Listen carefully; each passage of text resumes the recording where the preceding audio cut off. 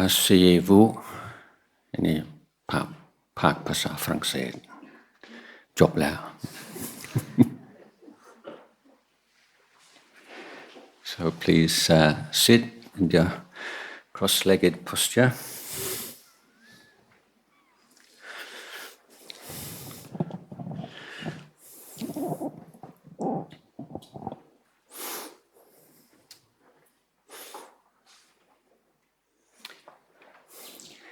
So I've said before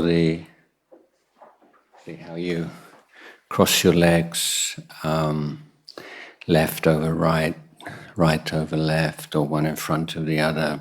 It's not so important. But there is one point that ideally your bottom wants to be higher than your knees. So that's something to work on. And if you're serious about practicing meditation and incorporating it in your life, then it's worth doing some yoga exercises to create more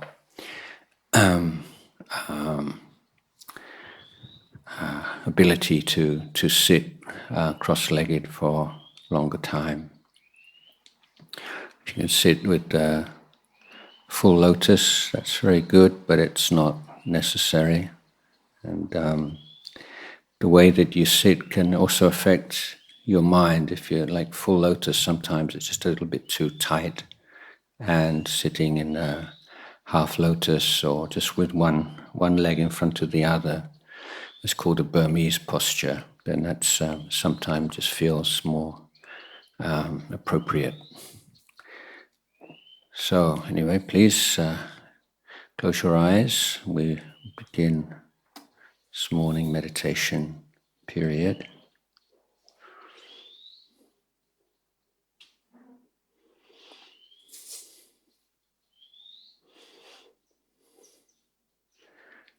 So to repeat one or two of the things I've been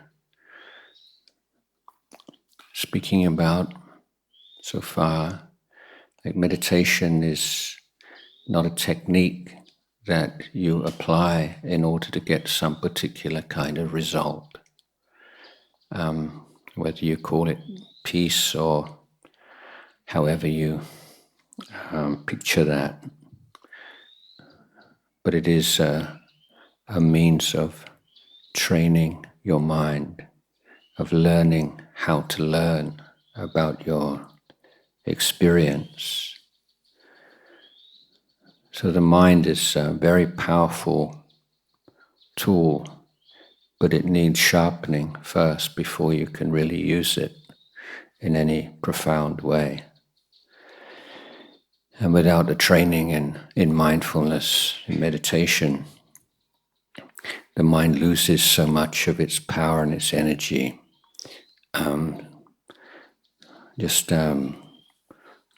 Frittering away through the sense doors. So if you can, one of the ways of talking about the mind is compare it with sunlight. So sunlight can, as you know, can be very hot sometimes. But if you were to take a magnifying glass and then you bring all the sun's rays into one spot, then you increase the heat exponentially. You can start a fire. So the power of the mind is largely unused. We don't know how to harness the power of the mind. And the meditation techniques that we use are the most efficient and effective ways of harnessing power of the mind. So we're not allowing it any leaks of energy, and we're bringing the mind together in one point. This is what samadhi is. But we're not wanting to use the power of the mind to gain any material benefit or for any kind of special power. But in order for us to be able to understand the nature of our body and mind, because ultimately it's because we don't understand, because we create a sense of self out of the raw material of the body and feelings and perceptions and thoughts. And to stop doing that, we really need to be able to see the impermanent, selfless nature of the body and feelings and thoughts and so on. So the mind is not yet strong enough, it's not powerful, it's not clear enough, it doesn't have stability enough to see the truth of things. And this is why it's so important to develop meditation. But as you say, as byproducts of this process, right from the beginning, a sense of well-being appears, that stress, anxiety, the coarser negative mental states start to fall away. So there are short-term and longer-term benefits. In the beginning, we have to just be very, very patient with ourselves. And the Buddha pointed to patience as the most powerful, most effective means of cutting through or incinerating defilements. If you lack patience to be with things when they're not particularly exciting or stimulating, then you're narrowing your life down by such a huge amount. If you're only ever going to be able to be present to things that are comfortable or that you like, it means that you're shutting the door to a huge number of valuable experiences in your life. So developing patience is a really key life skill. And meditation is one of the very best ways of developing patience. So when you breathe in, you breathe out, there's often not very much there to attract you or to interest you. So you have to be providing that input yourself. You have to be clever about how you relate to the breath. You want to create contentment with the breath, enjoyment of the breath. So the way that we use language affects our minds a lot.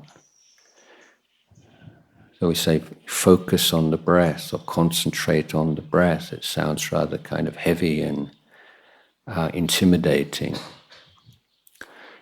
But if we were to change that word and say enjoy the breath, see if you can enjoy your in-breath, enjoy your out-breath, not the way that you enjoy some sort of exciting experience, but the way that you can enjoy a very subtle work of art in a museum, let's say. You look at it, you gaze on it, you enjoy the craftsmanship, you enjoy the beauty of it. So that kind of enjoyment. And then we apply that to the breath. So this is not like a frightening prospect, is it? Try to enjoy your in-breath, enjoy your out-breath. Once you've done it once, start again. Enjoy the new in-breath, enjoy the new out-breath. Because every breath is unique. It may seem very similar, but the closer you look, the more subtle variation that you find. And as the meditation progresses, so does the breath change. As the mindfulness increases, the breath becomes more and more subtle. And you can reach a point where it seems as if there's no breath at all.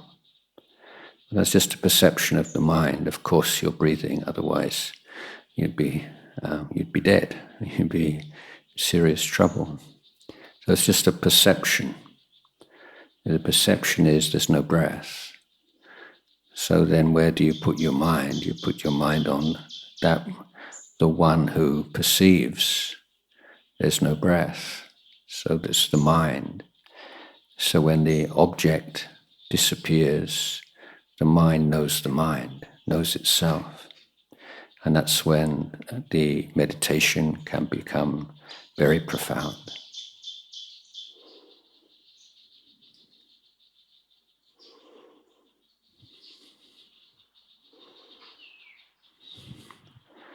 So concentrate on the breath? No. Enjoy the breath. Enjoy the sensation of the breath. Just completely natural. You don't have to create it. You don't have to do anything about it. You don't have to change it. Just be aware.